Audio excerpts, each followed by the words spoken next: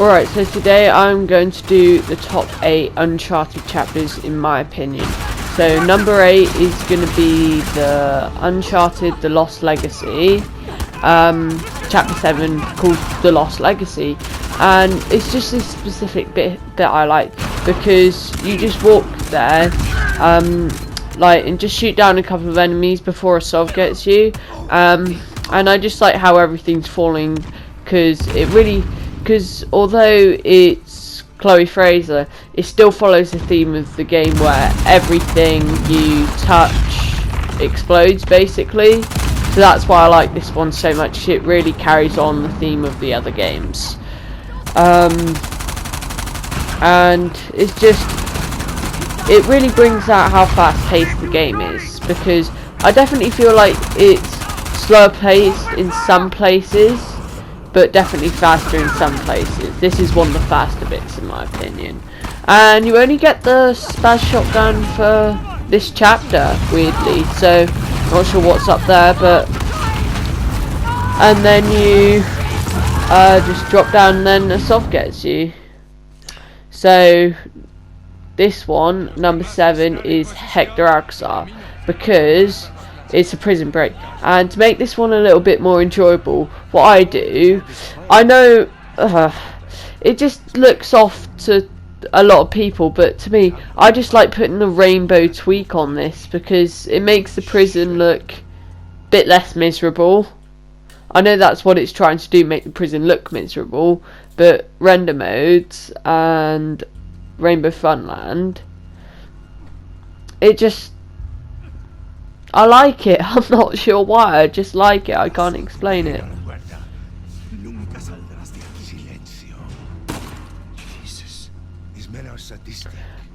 So, and the prison break is really good. So if we go in bonus, weapons, and the modes, I think I might turn that off. I don't know how, but right. So Aegis 9mm. I think that's how you pronounce it. Yeah, it'll come back to me. Abran todas las puertas.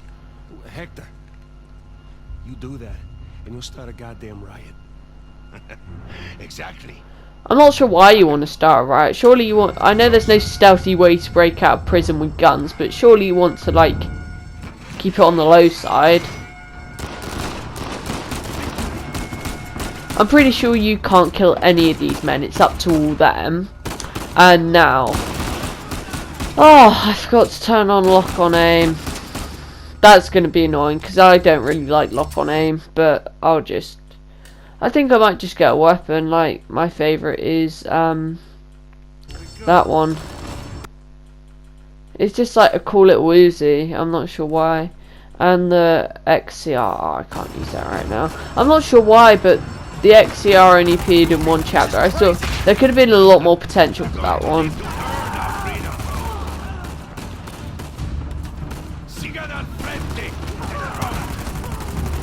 This is my favourite shotgun. Yeah, this one's definitely my favourite shotgun. I'm not sure why, it's just the fact that you use it with 2 hands. And you shouldn't have to use a shotgun with just 2 hands, but you do, and that's what I like about it.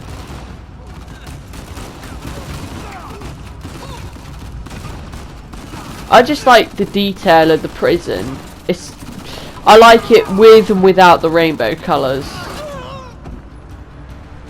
See, the plan's working. Yeah, I see. Right, so number 6 is a train to catch, because I really like it because of this signpost fight. It's really good. It just shows that you can have a gunfight anywhere basically. Not that I recommend it, but okay. And I played this game. This is about my 4th playthrough basically on Brutal. Not my 4th time on Brutal, just like another time, and I'm doing it on Brutal this time.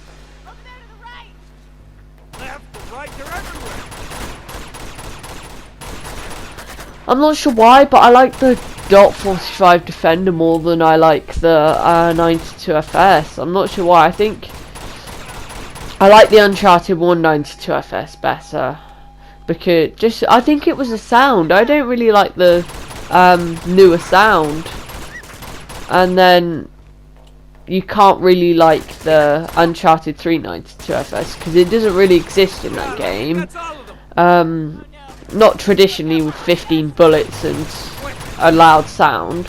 I don't like the Para 9 really. I think the 92 FS was better, but the Para 9 in Uncharted 3 definitely fits better. Okay, and then she lowers the walkway, and then nothing really exciting happens until you crash the train car, and then have a gunfight in that. Not bad for last year's model. So then you go to here. I did cut out some parts because it's not that long, but it's definitely a bit boring until you get to this bit, which is where it starts to pick up again. People playing this for the first time through, especially me, I never saw this coming, to be honest.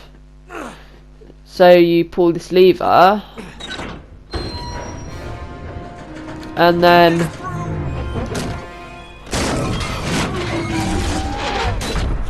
you just crash, and then a bunch of weapons spawns, meaning that you know something bad is going to happen. And this is the bad thing that happens.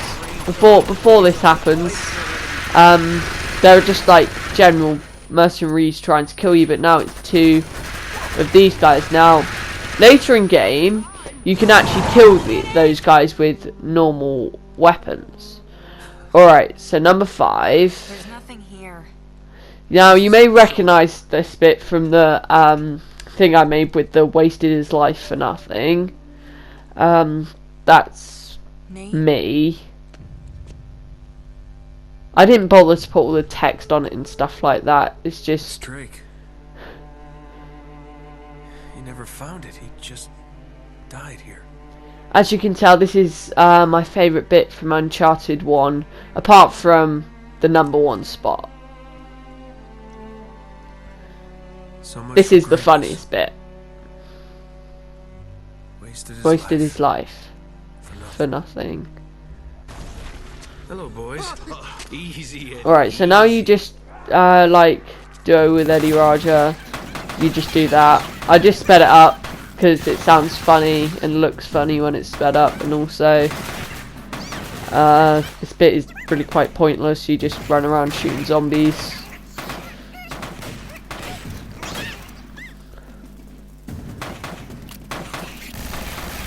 And then soon after that, Eddie Raja dies. That's not the reason why it was my favourite, one of my favourites. It's just that you shoot zombies and then you team up with Eddie Raja. I think that's a pretty nice deal. This is the bit where he dies. I haven't actually beaten the game on brutal yet. It's a challenge. It's a challenge. Lots of repetition. You have to go over a lot of bits again. But I haven't actually got Eddie's golden gun yet. I'll probably get the normal Desert 5 before I do, which is 100 treasures. Number 4 is the Citadel. So there are no major set pieces in this. It's just that it's a nice treasure hunting atmosphere, and because the AIs, I'm not sure why it got worse in Uncharted 3, but one of my favourite things about Uncharted 3 is not that. I really thought I'd catch that ledge, but in a minute you'll see that you can catch weapons. So if your gun is run out of weapons or you have no long gun, then if you punch someone up, then you catch their gun, like this.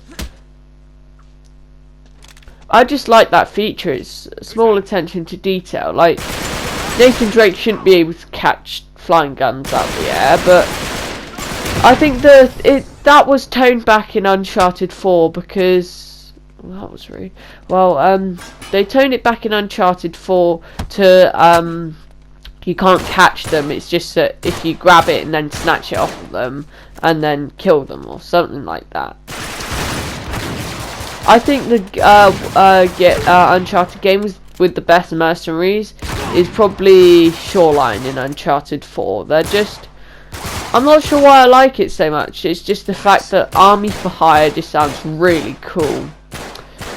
Okay. Sword off shotgun, my favourite weapon in Uncharted 3. And number 15. Well, chapter 15. So number 3 of my favourites is sink or swim. Because you're just trying to escape a cruise ship, basically. Cruise / pirate ship. And it shows that everything Nathan Drake touches goes bad. Because it's... I can't find another... This is probably like a tutorial on how to wreck a ship on your own with no help, basically.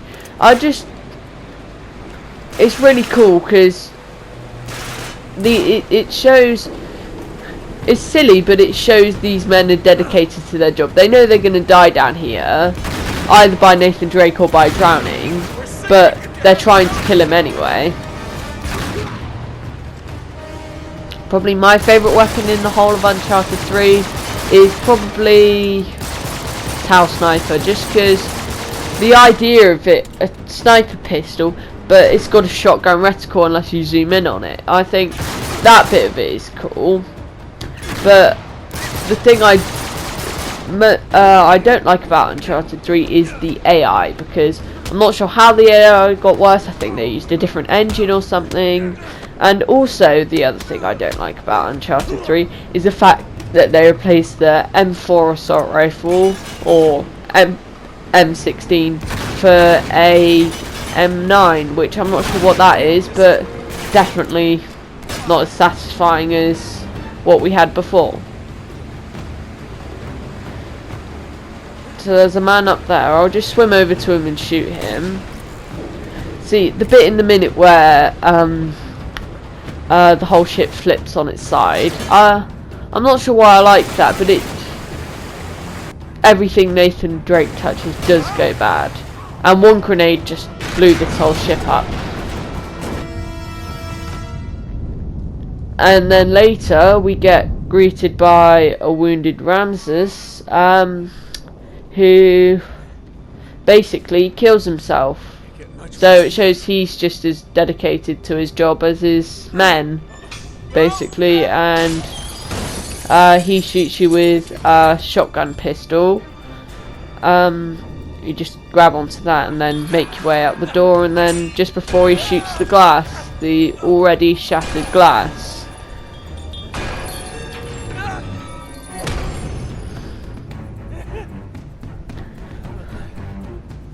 this is basically a fish tank now. I have a fish tank. It's got a little SpongeBob ornament in it. It's really cool. Alright, and then you get one shot. And then he shoots the glass and goes down with his own ship. That's dedication.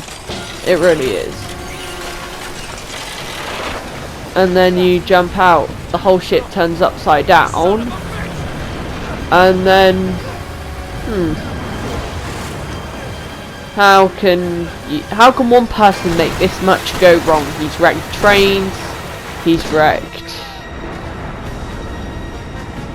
whole lost cities. Speaking of trains, my second favourite is chapter 13, locomotion.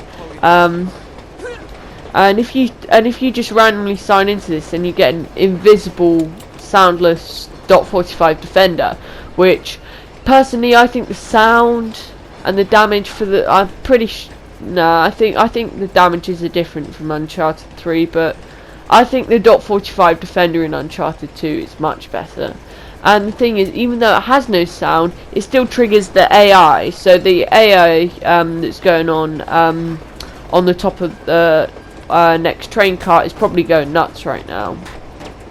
But what's disgusting about this gun, I know there's nothing that should be disgusting, but because it's got no sound, you can hear the bullet from it jabbing into the people you're shooting, and it just, not sure why.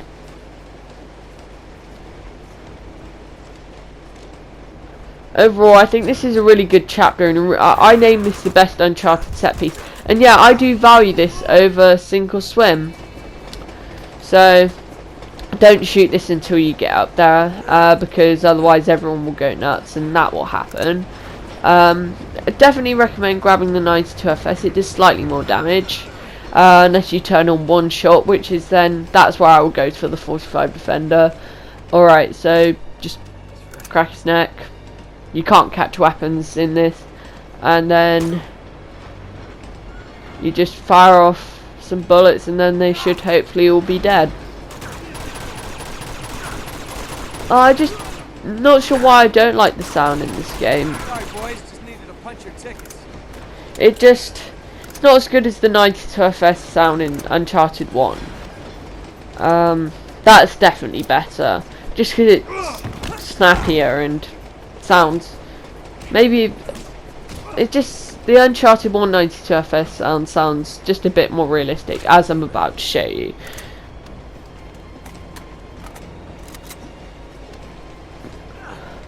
I've done this on Brutal before.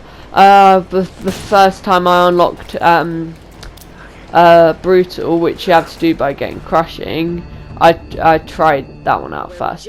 So number 1 is Uncharted Drake's Fortune, Chapter 1, Ambushed, because this is where it started. This is where, in 2007, 2 years before I was born, Uncharted started.